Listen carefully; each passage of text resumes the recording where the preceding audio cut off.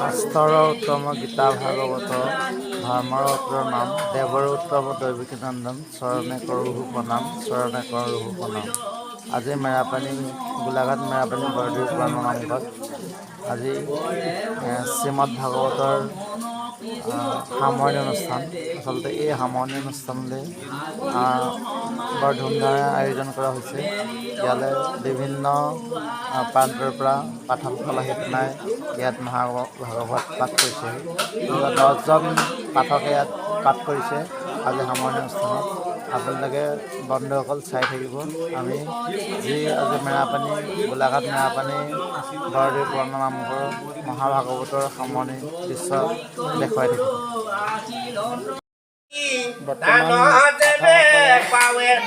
পাঠ পঢ়াত ব্যস্ত আছে। আচলতে আমাৰ সামৰণি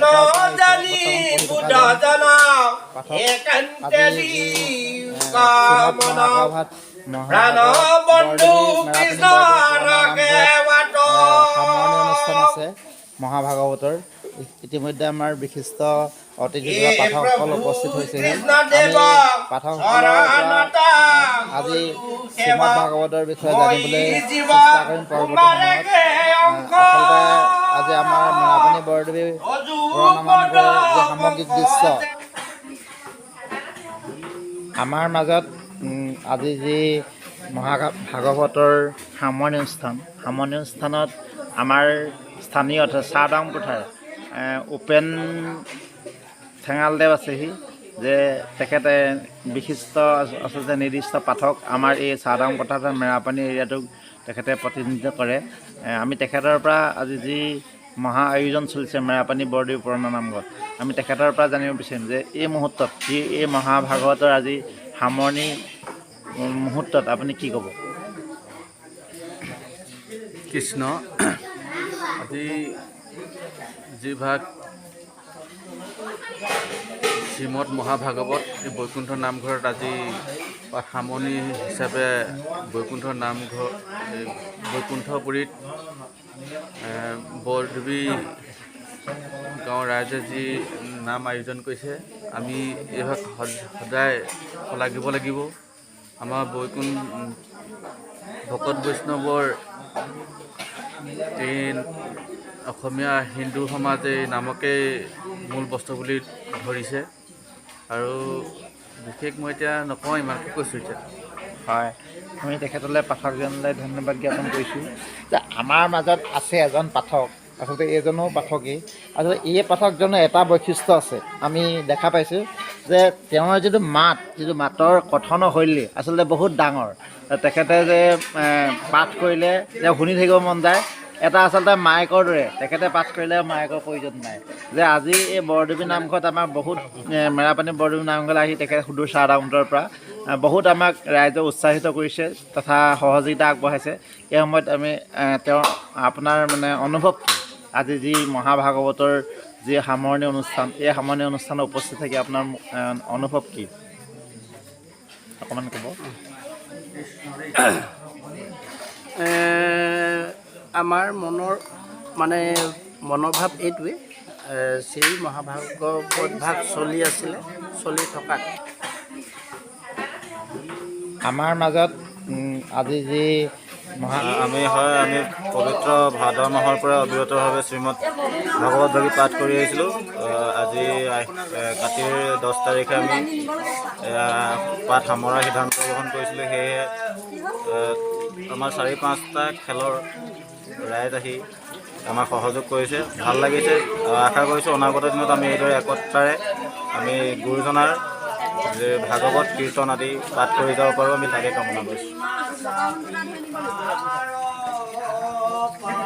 বৰদুই পুৰাণ নামঘৰত যি শ্ৰীমদ মহাভাগৱতৰ সামৰণি অনুষ্ঠান হৈছে, আজি আপুনি বৰদুই পুৰাণ নামঘৰৰ সম্পাদক হিচাপে আপোনাৰ অনুভৱ কেনেকুৱা? মোৰ আজি বহুতেই ভাল লাগিছে। আজি সামৰণি অনুষ্ঠানত বিভিন্ন প্ৰান্তৰ পৰা ভকত প্ৰাণ বৈষ্ণৱবৃন্দ আহিছে। সেয়েহে অসমলৈ আমি যেনেধৰণে আহি গৈছোঁ, অসমবাসী ৰাইজলৈও এইধৰণে ধৰ্মৰ প্ৰতি শ্ৰদ্ধা ভক্তি ৰাখিবলৈ আমাৰ মোৰ ফালৰ পৰা সম্পাদক ফালৰ পৰা বৰদেৱী হৰি মন্দিৰৰ পৰা অনুৰোধ কৰিলোঁ।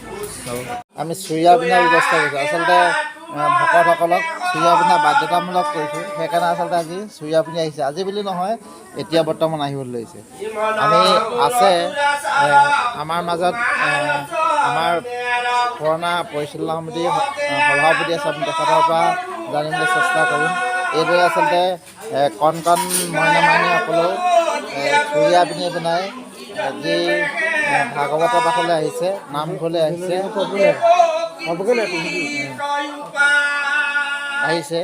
এইদৰে আহিছে। আচলতে এইটো এটা শুভ লক্ষণ। দেখা যায় যে নামঘৰবিলাকত আমাৰ কণ কণ মইনাসকল যে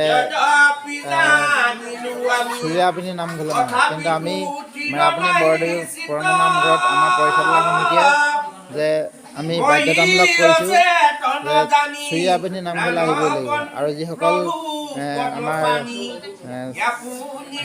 ল'ৰা ছোৱালী 10 বছৰ ওপৰৰ ছোৱালীসকলো বা বালিকাসকলেও নামঘৰত চুৰিয়া পিন্ধি অহাটো বাধ্যতামূলক কৰিছোঁ আমি।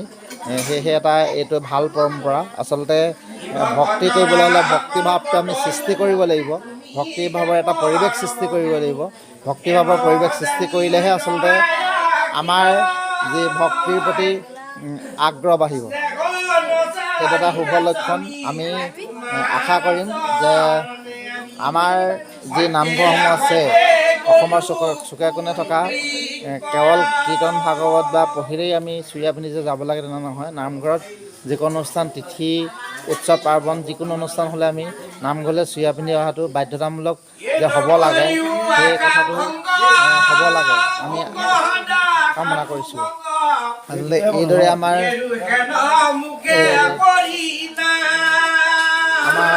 আচলতে ভক্তসকলে কাঠ কুটাত ব্যস্ত। আজি যিহেতু আমাৰ মেৰাপানী বৰদেৱীৰ নামঘৰত মহা আয়োজন চলিছে, শ্ৰীমদ ভাগৱত আজি 2 বছৰ ধৰি পাঠ হৈ আছে। কৃষ্ণ 2 বছৰ ধৰি পাঠ হৈছে।